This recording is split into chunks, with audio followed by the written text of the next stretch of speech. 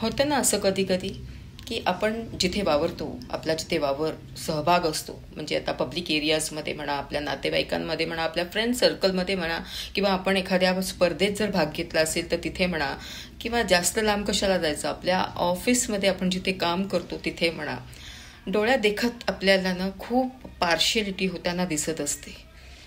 बाकीच्यांबरोबरच नाही, आपल्याबरोबर सुद्धा खूप पार्शियलिटी होते असं दिसतं.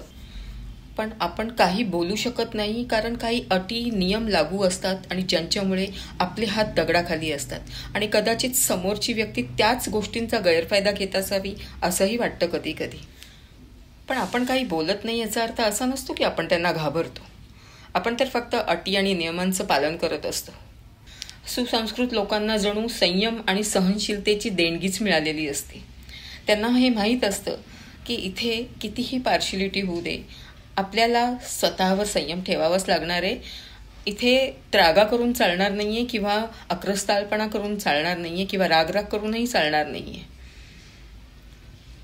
जेव्हा गोष्ट वरच्या दरबारात जाईल ना, त्यावेळेला मात्र तिथे त्यांना कारणही विचारली जाणार नाहीयेत.